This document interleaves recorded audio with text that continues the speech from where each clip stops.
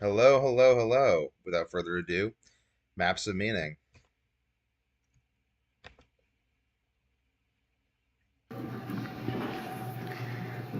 I should tell you first about the genesis of this theory, I suppose is the right way of putting it. I can make sure my posture is good. Sit up straight with your shoulders back. When I was about your age, that was back in the early 80s or thereabouts, and this was particularly true around 1984, but it was true before that too. Every generation has its worries, real or imagined, and the primary worry for people of my generation was the nuclear war. And, it was a genuine worry. At one point, many years later, I went down to Arizona to visit an ICBM, a decommissioned ICBM nuclear missile silo. And the ICBMs, intercontinental ballistic missiles, were very large rockets, right? They could fly halfway around the world. It's And a fun fact. One of the differences between men and women is that all men know what ICBM means without it being explained, and women generally don't automatically know what that means. Funny it enough. was deep underground and behind very, very thick steel doors. It was light green, that pastel green that everyone seemed to like in the 1950s. It was like pastel green Star Trek console. That's what it looked like. And so we went down out in the yard. It was in the desert. Out in the yard, there was a very, I would say, magical object, for lack of a better word. And that was the nose cone for the ICBM. And it was quite big, about that high, pointed like the point of a bullet, about 3/4 of an inch thick plastic, a kind of a resin. And it was designed to melt on re-entry. So that was just sitting there. So that was fairly thought-provoking, let's put it that way. And then we went into the missile silo. Interestingly enough, appended to the front of it, it had been decommissioned under Reagan, by the way. In the front of it, there was a museum with artifacts from the 1980s featuring Reagan and Gorbachev meeting multiple times. And it was staffed by these Americans from the South who were grandparent age, and they were just super friendly. And, they were happy to be in the museum. It was like going to visit your grandma's nuclear missile silo. And so it was jarring, because it's obviously a portentous place, and yet it was conjoined with hospitality and welcoming. It was surreal in that manner. Anyways, we went into the silo, and they ran us through a simulated launch. So imagine a panel like this made out of metal, except twice as long, with another one of these things at the other end, 16 feet across or so. Basically 1950s technology, but updated. And then imagine that what you had to do to launch it was Wait, that's so funny. So someone just walked into the class late, but as you can see, right in front of Jordan Peterson, there's an empty seat. There's always empty seats in front, guys. It's a symbolism to that. there was a guy with a key and there was another guy with a key, and if I remember correctly, the keys were around their necks, although I don't think they were stored around their necks permanently. And so to launch the missile, you had to put the key in the lock, both of you. That was the safety precaution. It had to be two of you. You put the key in the lock and hold it for 10 seconds, and then away the missile goes. And it wasn't as big, the missile wasn't as big as the rockets that went to the moon, but it was plenty big. The silo itself would have easily been as wide as this room is, and perhaps larger, and many, many stories tall, because it was nested underground. So they ran us through a simulated launch, which was surreal, I would say. And then they told us that someone asked, and they said the keys were in once. Now, they wouldn't tell us when, but, you know, that would have been during the Cuban Missile Crisis because we were that close. And we were close again at other times, although perhaps not that close. And there seemed to be another peak of conflict in 1984 when there was a movie showed at that time called The Day After, which at that time garnered more views than any movie ever had on TV. And it was a story about the aftermath of a nuclear war and the people who were left. And it was pretty realistic and pretty frightening. And it turned out, as I found out later, that that movie actually was one of the things that influenced Ronald Reagan to put pressure on or negotiate with the Soviets, depending on how you look at it. Never underestimate how much influence something you put out can have. The insomnia video I put out has, people have told me it saved their life. I don't know if that has, but they've told me it has. So tell your story. So, make your movies, make your well, and then 5 years later, the Soviet Union collapsed. No one saw that coming. And it really didn't collapse in 1989 in some sense. Like a huge machine like that doesn't fall apart all at once. It falls apart over time, and then at some point it just becomes unsustainable and topples. And it's like they lost faith in their doctrine, and for good reason. That the system in Russia, the Soviet Union, which was a collection of states, an empire, and the system that Mao established in China, and the system that still exists in Korea as a remnant of the Cold War, and systems in Southeast Asia and in Africa, were all predicated on Marxist presuppositions. Marx made a lot of good presuppositions that were utopian in nature, and that good to run posited a utopia. Property was held in common, and everyone had enough, and everyone was called upon to do what. I think Kim Jong-un promised everyone in North Korea rice and meat stew every night, and they're all just still starving to death. Kim Jong-il or Kim Il-sung, whichever one. They could, right, from each according to his ability, to each according to his need, which is a lovely sentiment, and you can imagine how it would be attractive, even intellectually, because of course other systems, all other systems, produce vast disparities in income. It's like a natural law. It's actually governed by, you can model it with a distribution called the Pareto distribution, and the Pareto distribution looks like this. It doesn't look like a normal distribution. A lot of you guys have been told about normal distributions and how many things follow on normal distribution, most things, but that's really a limited case.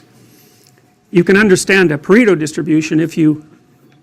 I watched this lecture series for the first time freshman year of college. After the month I didn't sleep, it was one of the things that really helped me keep it together and create a productive worldview. All played Monopoly, I presume. At the beginning, everyone has the same amount of money. Will include property, the same amount of wealth. Then what happens as the game progresses, and really as a function of chance, I mean, I know you have to use your head a little bit in Monopoly, but the basic rule is just buy everything you can get your hands on, and then trade meanly, something like that. So at the beginning, everybody has the same amount, and then as you begin to play, if you had enough players, you would develop a normal distribution, because some people would win relatively consistently and some people would lose relatively consistently, and so the money starts to be distributed in a normal distribution. But the thing about money, and the thing about lots of things, is that zero is involved, and zero is a weird place, because if you're playing a trading game and you hit zero, then you're done. And it's very hard to recover from zero, and it's really hard to recover. When you're doomed in Monopoly. You can tell. You've got some resources, but there's going to be some crisis when you land on some hotel. And you're going to get wiped out. You know it. So there's a point at which you're headed for zero, even if you have something. And you might be rescued by luck. But you know when you're doomed. So what happens is that as you continue to play Monopoly, more and more people stack up as zero, and fewer people have more and more money. And when the game is over, everyone has nothing except one person, and they have all of it. Now, the funny thing about that is that, in some sense, that's how trading games work. You might wonder why there is inequality in a society. And it's easy to consider that it's because the society is corrupt, and perhaps, society is ours. I am very humbly asking if you could chip in $5, $10, or even $25. Somewhat, or horribly corrupt. That's the variation. There's no society that's without its criminal element and fixed element. Anyways, trading games tend to produce a Pareto distribution so that That's very actually many people. interesting. I want to comment on that. So that's influenced where I go into business, because the medical system in the United States is very fixed in that sense. So you can't really innovate there. So to innovate in the medical system, I'm basically going to need to go offshores and have my own offshores facilities, because that's where all people go for their treatments nowadays, to offshore facilities, because basically it's fixed. It's sort of a mafia game in the sense of healthcare and various other sectors, but you just start your company in a way that doesn't require that stuff. I mean, at least the internet's made it very possible now. So, but yeah, there is always this fixed element to the game. It makes it very unfair, but I don't know. I mean, what do you do? It's better now than it was at any other point in time, and if it's going to get worse, then just put yourself in a good position to not be affected by that. I think it's all about positioning yourself, positioning your family. Keep these things in mind. But yeah, there is that fixed element. So yeah, life is not fair, society isn't fair, COVID will happen, people will come and make your whole business go out of business for no reason.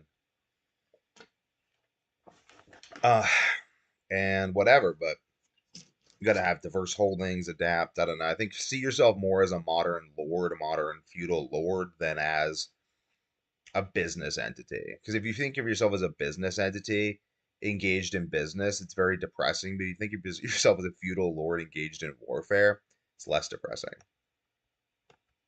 People have very little, and a tiny minority have a tremendous amount. That's the 1% that you hear about, right? Yeah. And the thing about that 1% is that that's happened in every society that's ever been studied. There's 1% of 1% and so on. We're all part of the 1%. We're all very wealthy according to historical standards. That could change. It's interesting. It's a very dynamic game, this game of life. It's a game. I like that. It's a game of life. It's a game that can't be won, only played. Legend of Bagger Vance. Amazing movie. Amazing book. A game that can't be won, only played. But dang, do I love to play.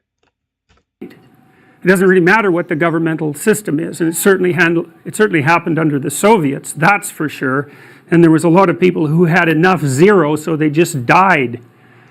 So, the utopian dream was completely unimplementable for a variety of very complex reasons. One is that it's very hard to fight against that distribution pattern when people are trading, because mere statistics will do that. And then there's other things that, and I should tell you as well that the Pareto distribution governs a lot of things. So, if you look at books, if I remember properly, last year there was something like 1 million. Pareto distribution governs views of my YouTube videos.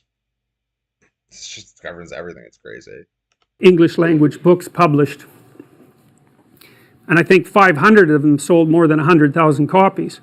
which is none, right? That's none. And of that 500, you can be sure that one of them was by Stephen. Like this is such important stuff, you guys, to understand this. If you can understand this, you can understand the 80-20 principle, and you can start to actually make progress in your life, because it's just Pareto distributions on top of Pareto distributions on top of Pareto distributions on top of Pareto distributions. It's only going to get more intense as the internet continues to allow extremes to extremify themselves.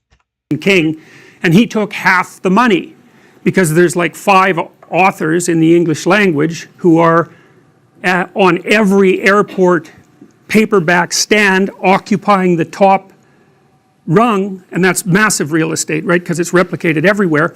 And because they're so prominent, and because there are known names, when people are in a hurry and they just want something to read, Warrior book, by the way, coming out 2025. They just grab that, and then more money goes to those people. And so, you know, success breeds success, and failure breeds failure, and it's not necessarily. Success breeds confidence, and confidence breeds success. So you get an upward spiral and a downward spiral. This is so important too, because I get caught in downward spirals before because I'm overconfident, so I'll take on too many challenges at once, and it is hard to pull out of downward spirals because, yeah. Linear. And that's a really difficult thing to deal with. And it's hard on societies, because one of the things we do know is that people get into like downward spirals in their life. I feel like it's mostly because they waste their 20s chasing dumb stuff. So then by the time they hit their 30s, they have too much stuff on their plate, and they're basically just stalling the spiral till the end. And it's really depressing. You know, as you stretch out the inequality, you make men, particularly on the lower end of the distribution, more and more likely to be aggressive. It's sort of like, you imagine every man has a threshold for violence, and status is important to men.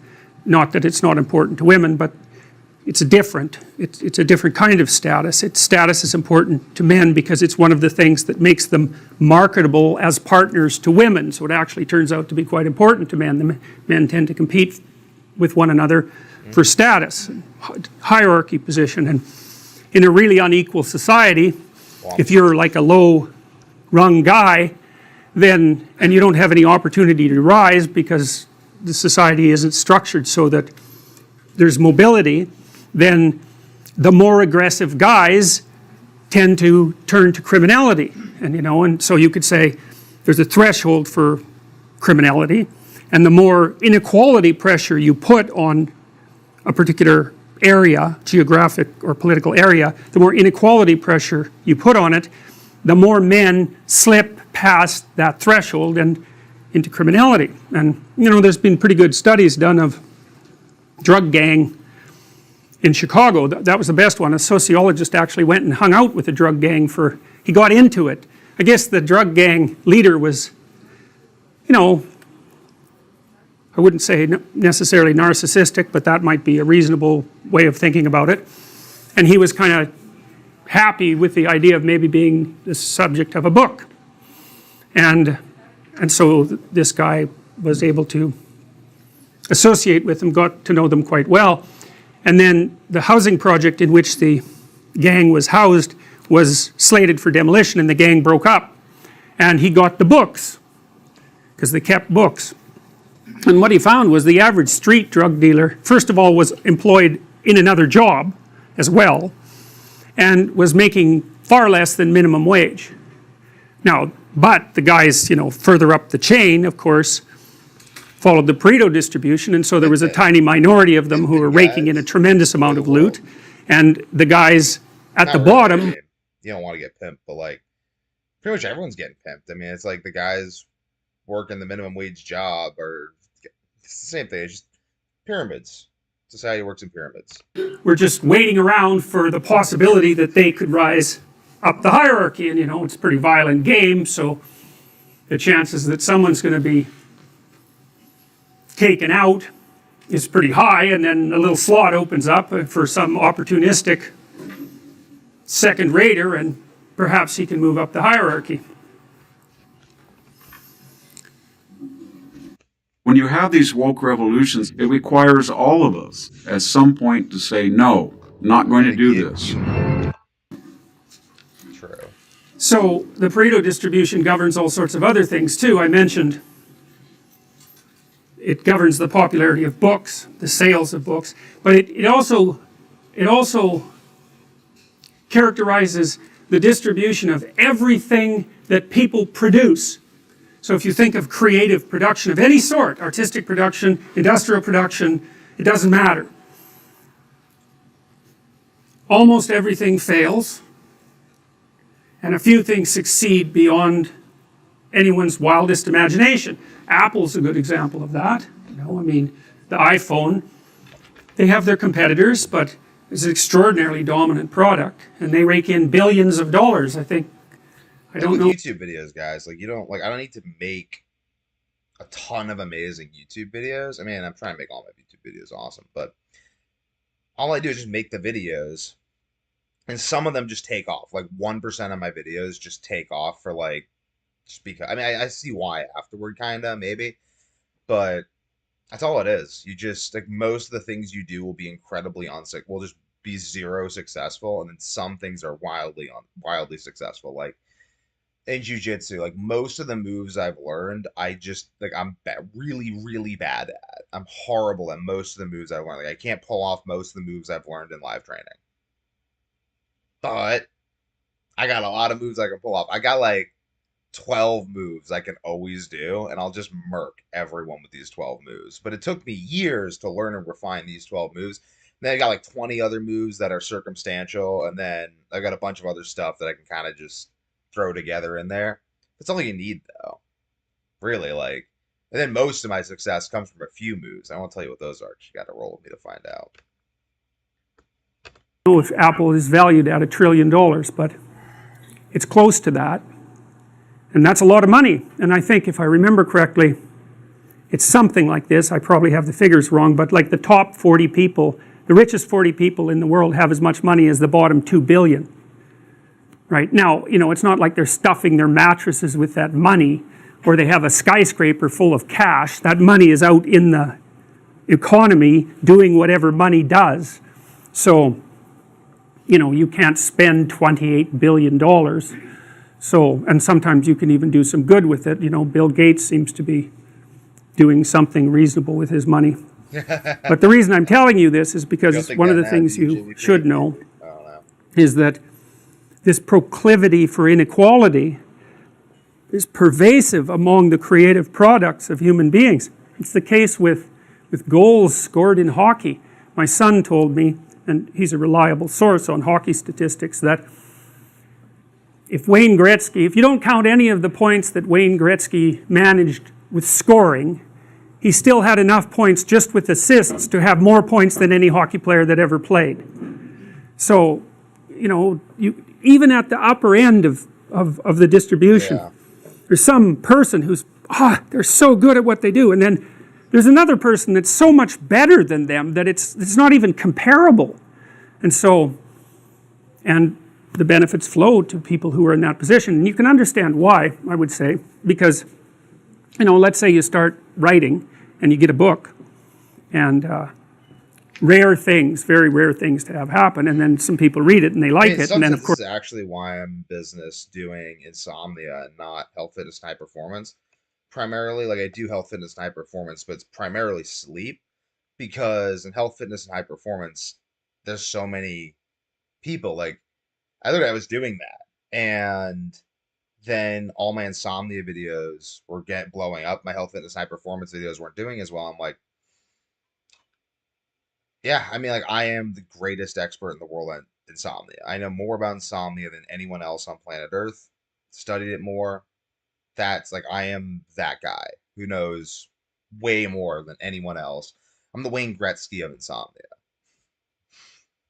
Not necessarily Wayne Gretzky of health, fitness, and high performance, because there's just a lot more facets to that. But in terms of insomnia and sleep optimization, I am Wayne Gretzky. So it's interesting. Like that's why I primarily focus on that.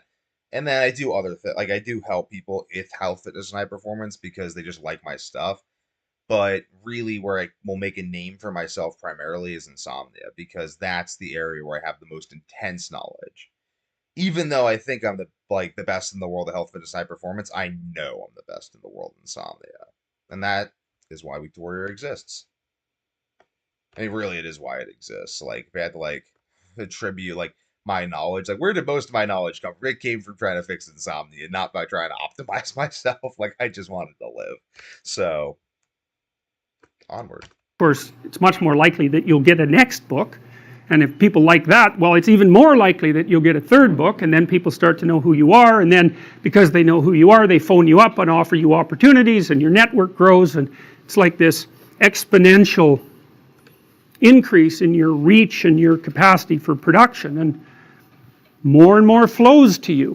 And then on the other hand, if you start to fail, and why would some... Go to the bathroom quick.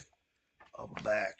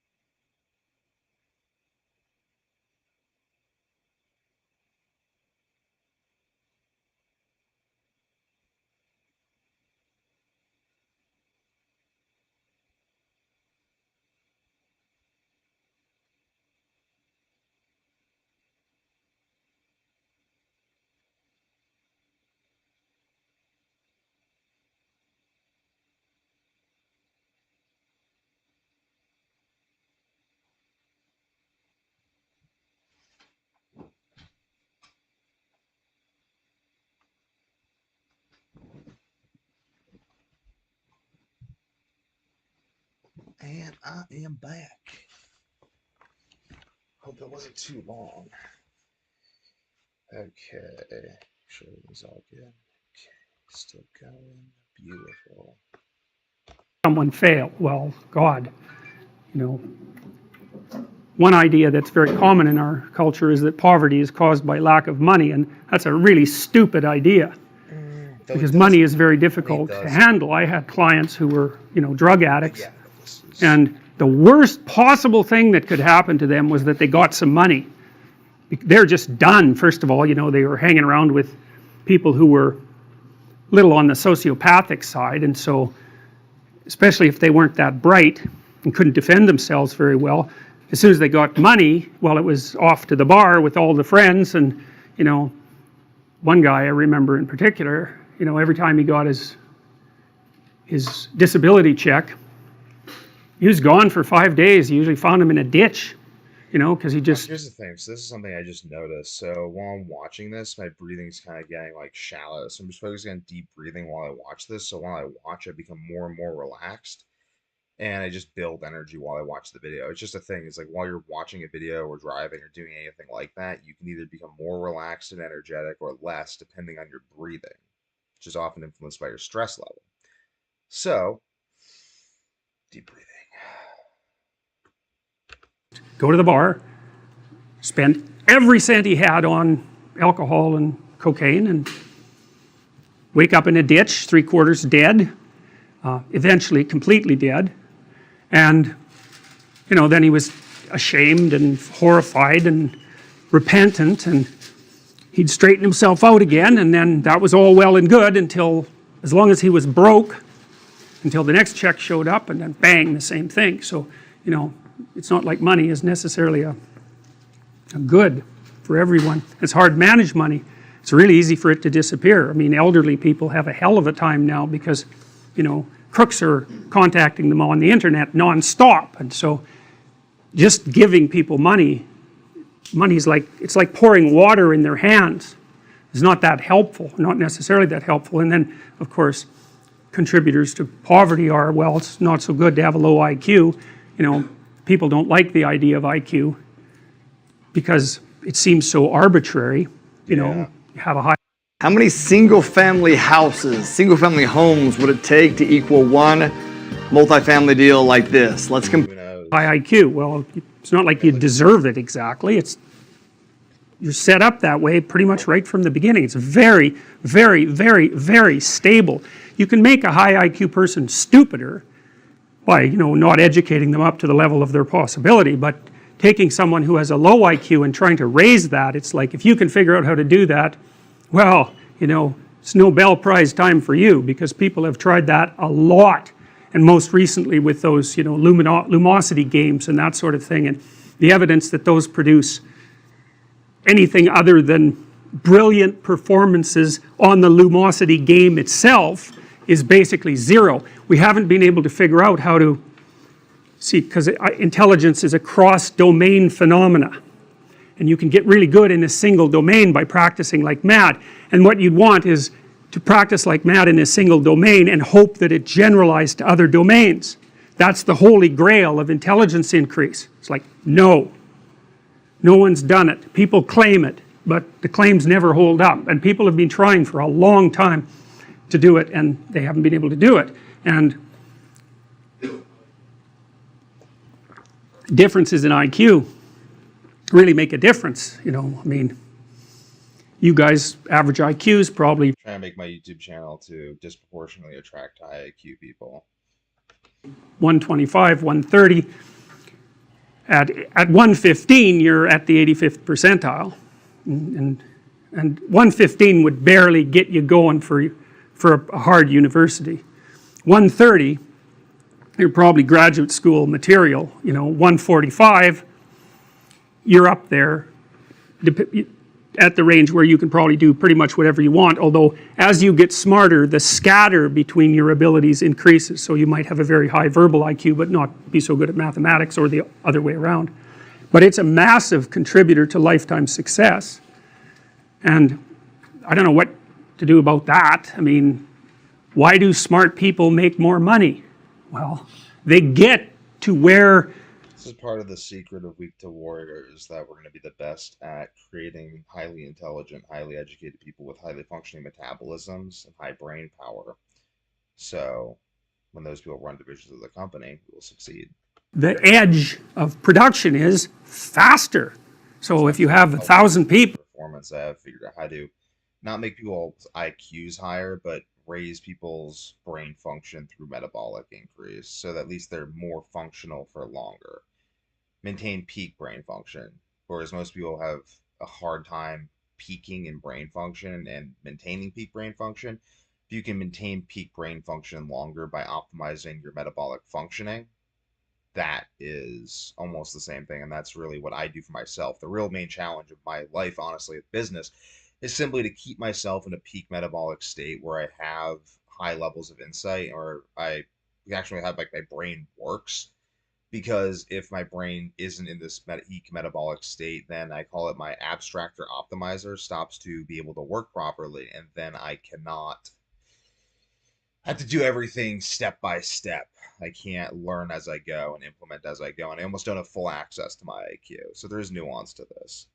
But yeah, you really can't raise IQ in the sense, but you can increase your ability to express your IQ. and you rank order them by IQ, the smart people are going to come up with the new ideas first, and they're going to have more ideas, and they're going to strategize better. And Sure, you know, with an IQ of 90, which is 15% of the population, you think about that, it's 15% of the population. That's pretty much the threshold for reading instructions and being able to follow them. So, you know, and our society is increasingly sophisticated, so it's by no means obvious. You know, the liberals think, well, this society is unfair because there's unemployment, and the conservatives think, well, there's a job for everyone, but none of them think, well, there are massive, massive, massive differences in people's ability, far greater than anyone realizes, and that poses a structural problem. I had a client, and I got him a volunteer job, which is way harder than you think. You need a police check, for example. Like, it's harder to get a volunteer job than a real job. But we got him in a volunteer job, and he had to fold pieces of paper, letters. He worked at a charity. He had to fold pieces of paper in 3 so that he could put them inside envelopes. And then the letters, which were in a pile, had to be matched with the proper envelopes, which were also in a pile. But some of them were French and some of them were English, so the French ones had to be matched carefully to the French envelopes. And then if there was one envelope out of order, well, then he had to figure out whether it was the papers that were out of order or the letters that were out of order. And then some of the letters had photographs attached to them, and you weren't supposed to bend the photographs, but they weren't always in the same place, so that meant you had to figure out how to fold the paper in three, a bunch of different ways without creasing the photograph. And then the other thing is, and I never realized how difficult it is to put a piece of paper in an envelope till I watched someone who couldn't do it. And he probably had an IQ of about 80. You know, if you met him on the street, you wouldn't think anything different of him. He was a normal looking guy, had some other problems. I trained him to fold those damn papers for like 30 hours. And he got reasonably good at it. But, you know, if you're good at it, and you probably all are, you fold it, and the edges line up exactly, like really exactly. The tolerance is probably 1/2 millimeter, something like that. Then you do the second fold, and the tolerance is the same. But let's imagine that the first fold you're out by 1/8 of an inch, and the second fold you're out by 1/8 of an inch. Origami, you can't be off at all. Michael LaFosse is really cool. Check him out. I learned origami from him growing up. He's famous origami master. Michael LaFosse, cool guy. Origami is very fascinating. I love it. Used to really got big hands, but for some reason I'm good at piano and origami.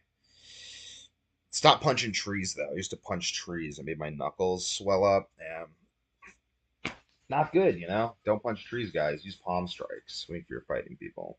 So it's a little crooked. And that means in total you're out by 1/4 of an inch, and then it won't fit in the damn envelope. So then you kind of crumple the envelope when you put it in there, and then it gets stuck in the sorting machine. And so he sweated blood trying to do that job, and they eventually planned to fire him.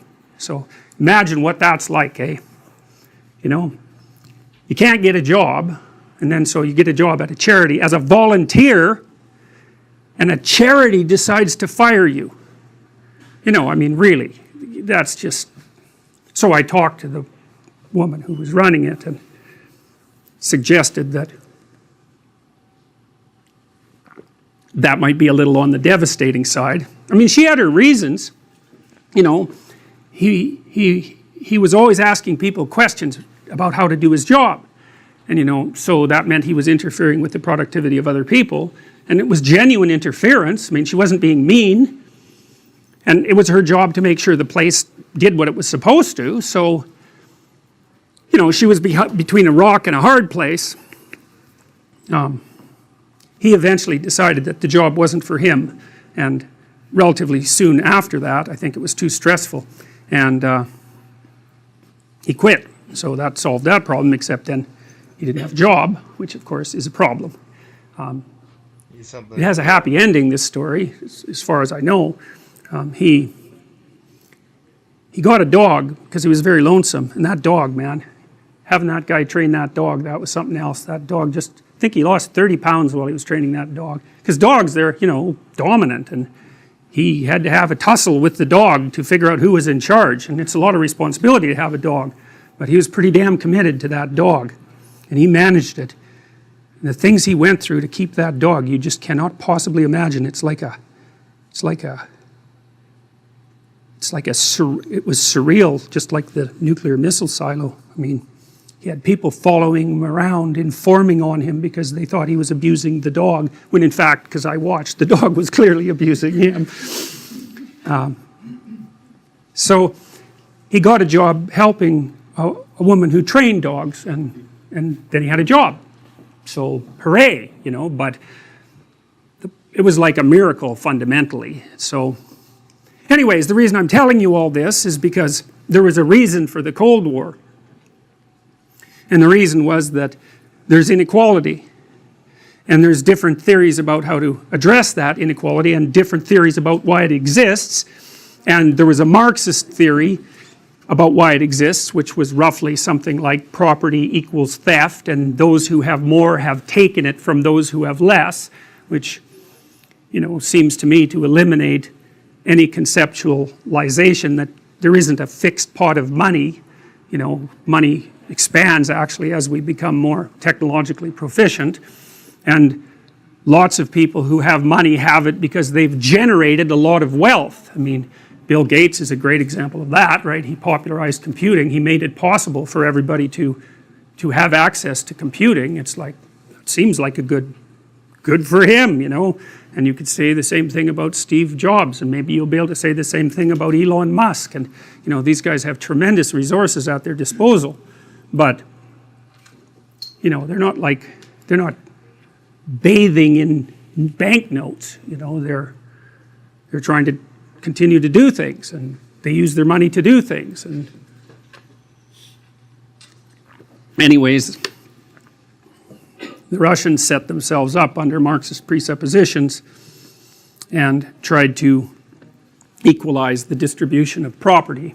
And to call that catastrophic barely scratches the surface. And I know that you guys probably don't learn much about this because for some reason people aren't taught about it, but you know,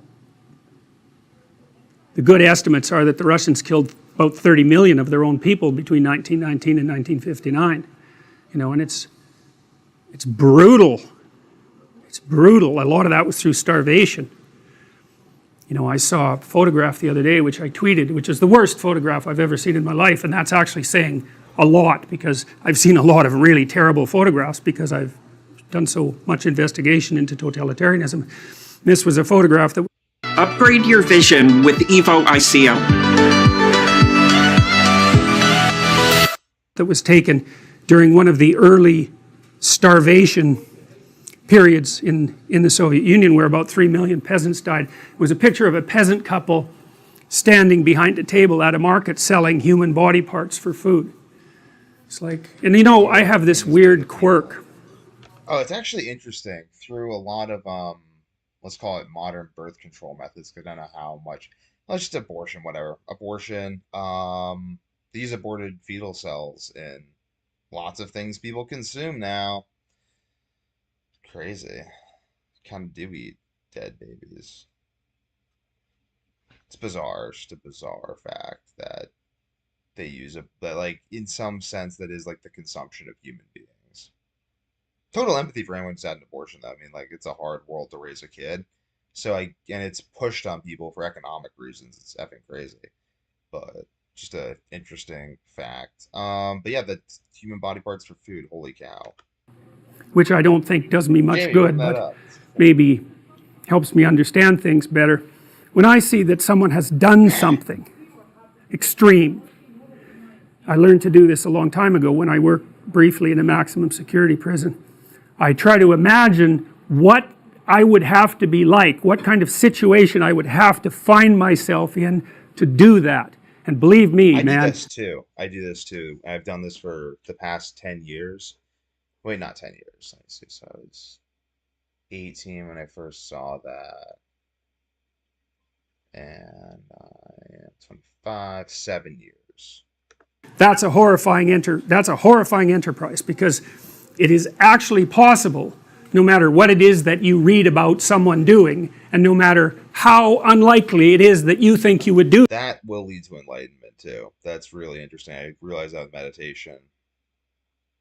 People who meditate a lot and talk about enlightenment who don't do shadow work.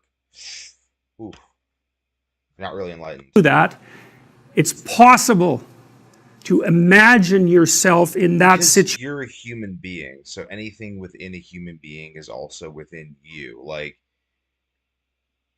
so yeah, exactly. You can imagine yourself in a situation. And that, well, that's enlightening. That's what I would say. That's enlightening. You know, because one of the things about enlightenment is that you get enlightened by doing things that are necessary that you really, really, really do not want to know, don't want to do. And imagining yourself as a perpetrator of that sort is, that tells you something about the world and it tells you something about human beings, but it's a hell of a thing to swallow, you know, in a very well-structured society like ours, where we're so peaceful, well, because we have the heat and it always works, and we have electricity, and it always works, and we have plumbing, which is a bloody miracle, and it always works. You know, it's just one of the things that this imagination process has done for me is keep me alert to the absolute miracle that my life is every day. It's horribly cold out there. You can't grow any food. You'll die if you're out there for 24 hours. If any of this infrastructure was unreliable for any length of time, we would be in serious trouble. And it's never unreliable. It's so unlikely. And so here we are with all this reliable infrastructure. And because of that, we don't really have to compete with each other much. I mean, some. You don't compete for food. You don't compete for shelter, or some people do, but not very many. So it's really easy to think of yourself as good because, well, you're not doing anything nasty to anyone. But, you know, a cynic might say, well, that's just because you don't have any reason to. But those reasons have arisen many times in the past. And in fact, they're the norm, not the exception. We're the exception. This insanely functional society that we've somehow managed to generate it's incomprehensible to me that it exists. So,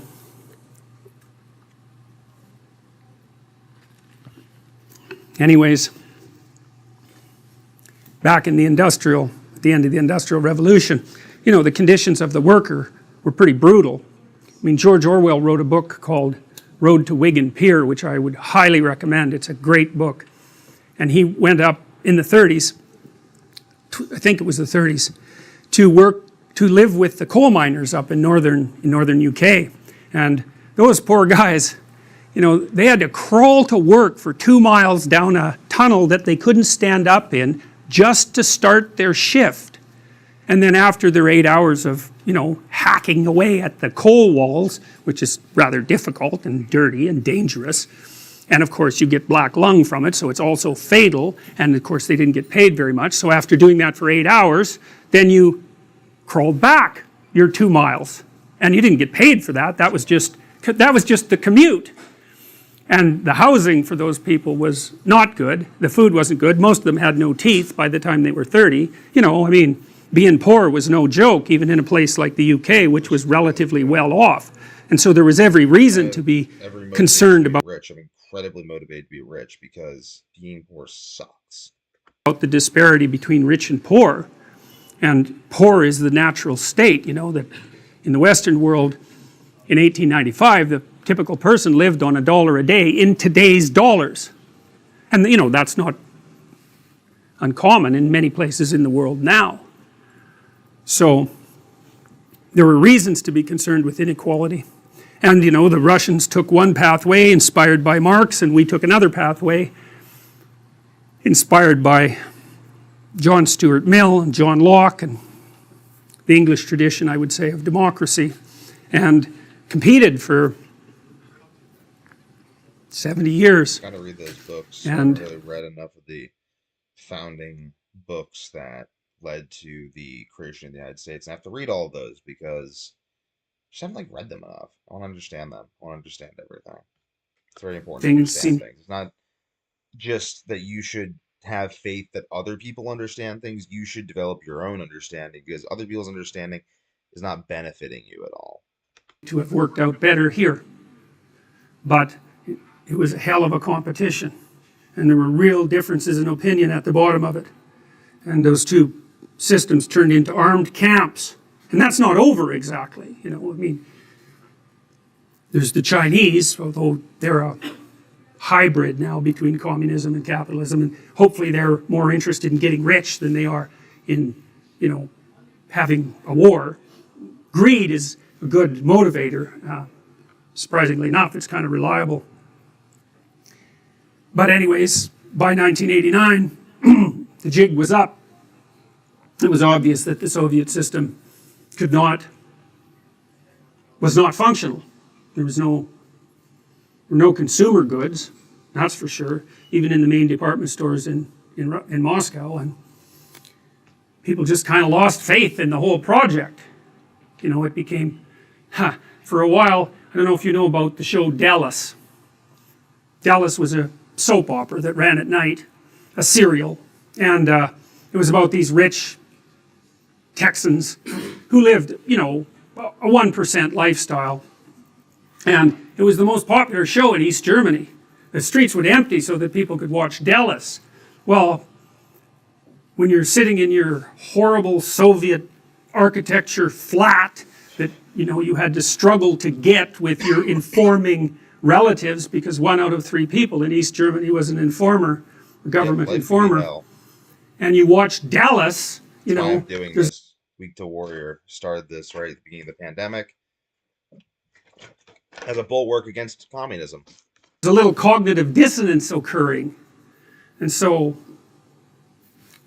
it fell apart, and quite peacefully, actually. You know, there was a bit of war in Eastern Europe, but it fell apart remarkably peacefully, and so here we are, and we don't know what to do with the pesky Russians, but wrestle them. At least there's no evidence that there are mortal enemies for fundamental reasons of axiomatic presupposition. And things are a lot better in the world, despite what everyone tells.